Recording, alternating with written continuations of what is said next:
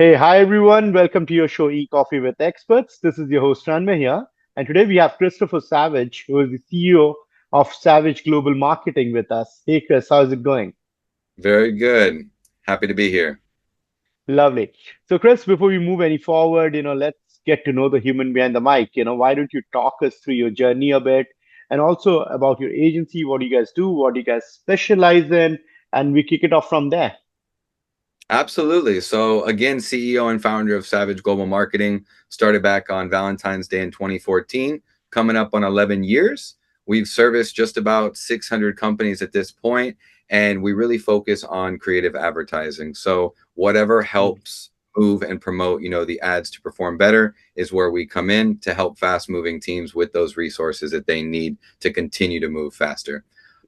Over the last couple of years, we've really elevated our service offering to go from more of a what I call like a black box marketing into the form of flexible, agile subscriptions where we have trackable hours, which, in my opinion, I've only seen about one or two agencies out of 300,000 that can facilitate and do what we do with that structure. So it's been a very fun ride. The success has been tremendous with that new rollout, and looking forward to all the success of 2025.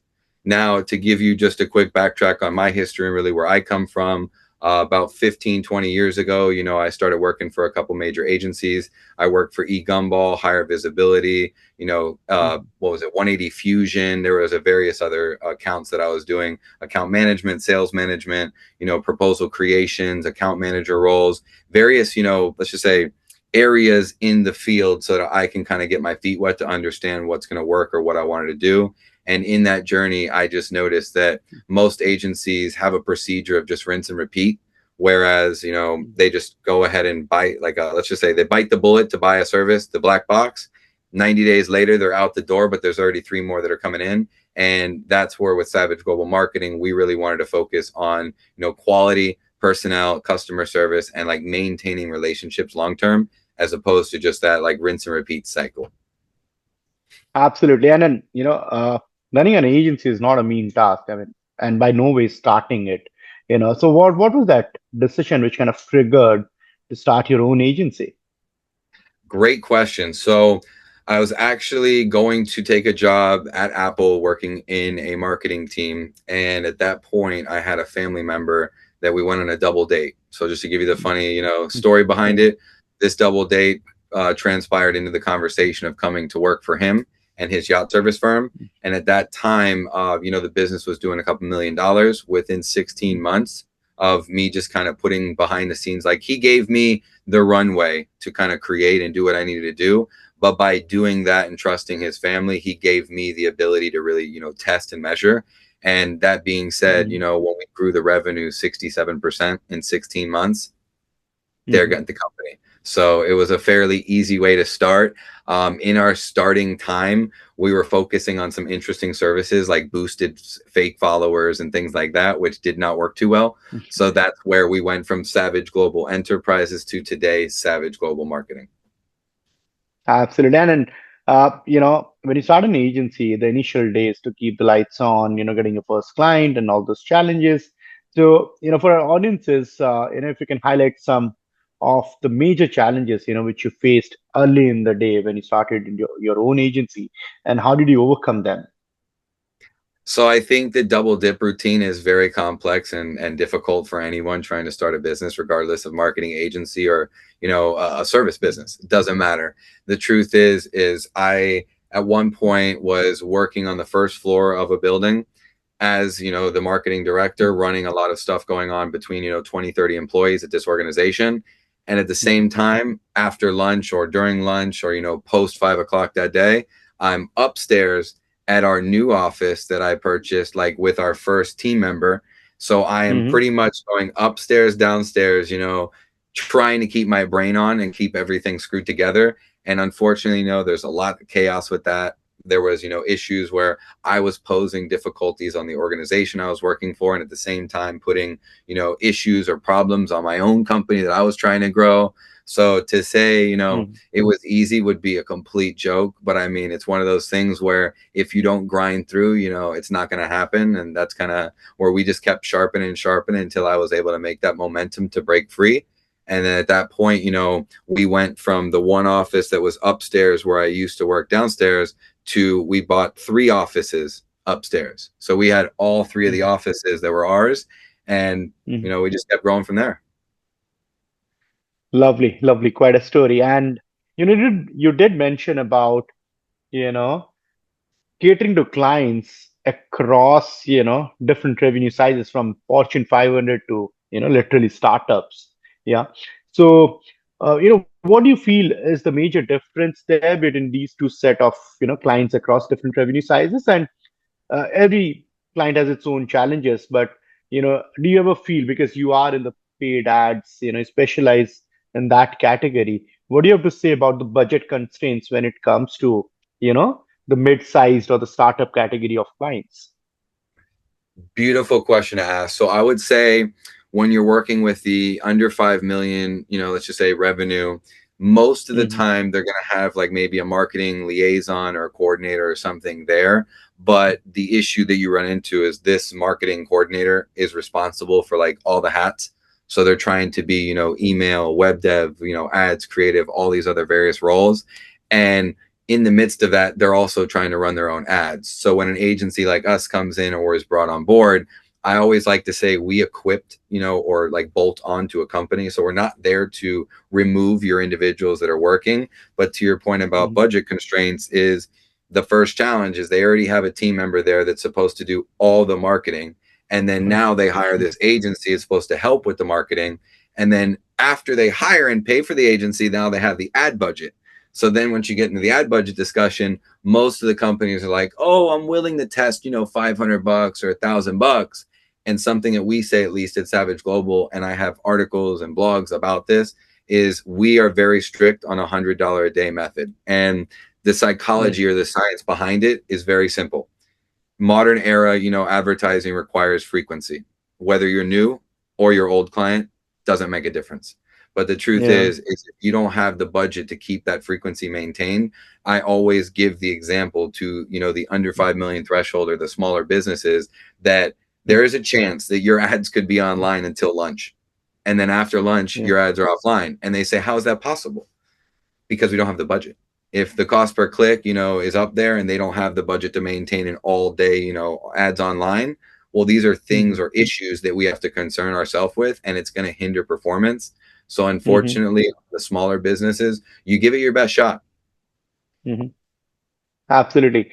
And, like we were talking about it earlier, managing over, 30 million in annual ad budgets, what key factors do you consider when allocating resources across various advertising channels to maximize ROI for your clients? I think the biggest thing is we're all data junkies, right? So like we wake Yeah. up in the morning eating a bowl of data, and the idea of having more money behind ads just means more data. So having Yeah. more data, it equips us to become even more of a superpower, and that's where efficiency, obviously at scale, is important when you're managing millions of dollars in ads. But with our internal software and kind of our process and procedures, we also have weekly checklists that are executed to ensure Hmm. everything kind of stays in line. And we're a big fan of biweekly calls to ensure that performance is always aligned, because these days, Hmm. I'm sure you've heard this before, we could be generating a ton of leads to a company, spending a lot of money, but then when you get on the phone, they're all crap leads. And Yeah. now you have to redirect, pivot, change, shift everything, to dial it in. So Hmm. that's where those biweekly calls, especially with large budgets, help keep us connected closer at the hip. All right. Since you mentioned this, Chris, do you actually, also go a step further, or, depending on your operational strategies, do you actually look, at the client's end in terms of what is happening when the phone is ringing from a back-end operation standpoint? Because as far as us marketers is concerned, the phone has to ring. That's a job, right? But once the phone rings, who attends the call, what is happening, what conversation, and revenue is not getting realized at the back end for the client, then he comes back and says, hey, you know what, Chris, this is a crap lead.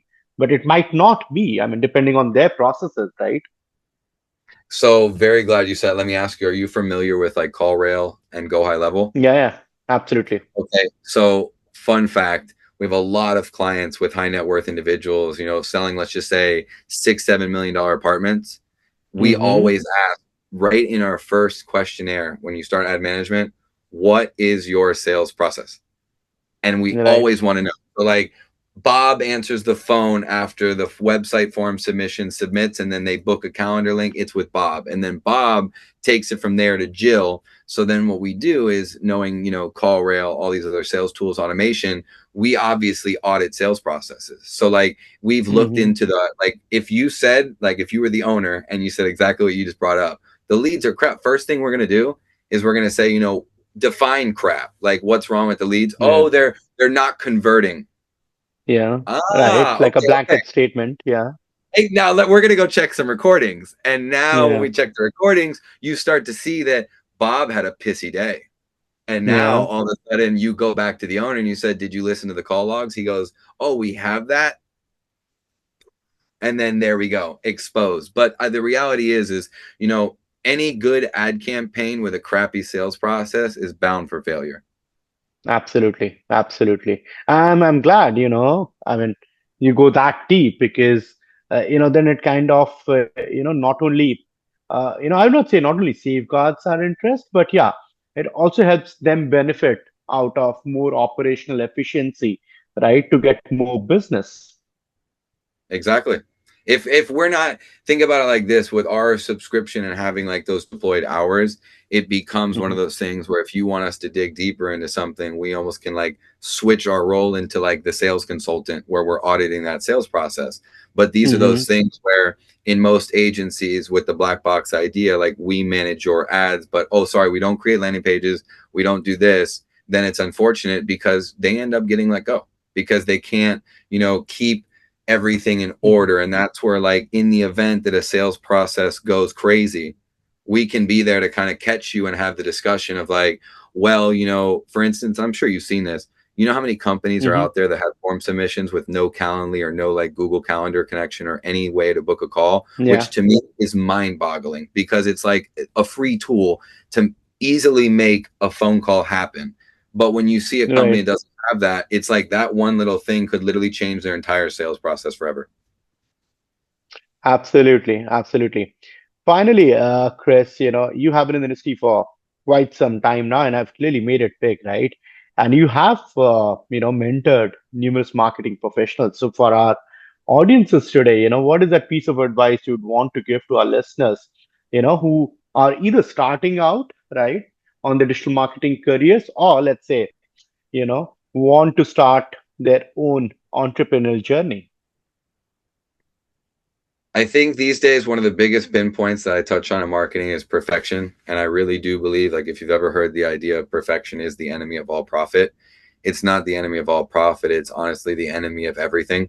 Because, Hmm. in working with so many different, companies, various industries, etc., you tend to see, like, for instance, in logo designs, the back and forth and back and forth, like for the perfect logo. Yeah. But for all you newcomers out there that are starting your business, you have no data. So like, don't try to kill yourself on, making the perfect logo yet, because you need to have that MVP. If you don't have your minimum viable product, if you're not like, operating and getting things going, you have no information to work with. So like, perfection really can be a killer. Consider, videos, right? You and I are Mm. doing the podcast right now. Imagine if Mhm. you had to spend 20 hours just editing out like us saying or one little mishap in there. Yeah, That editing process and the back and forth and all that lag time, you could have already made 7 more podcasts. absolutely. Great you mentioned that. I really love that point. Lovely, Chris. This has been a brilliant conversation. And for audiences, if they want to reach out to you, Chris, how do they do that? Follow us on Savage Global Marketing across the board. We're most prominent on Instagram and YouTube, as well as Facebook and LinkedIn. You won't find Mhm. us much on TikTok. We're really not that comedic except for on the website. But if you want Yeah. to reach me or contact me directly as well, we do private consults at Dialed In with Savage on Instagram. Great. Yeah. Thank you so much once again, Chris, for doing this with us. Really appreciate it. Yeah. Cheers, man. You're very welcome, Romney. It was an absolute pleasure. Thank you again for having me on.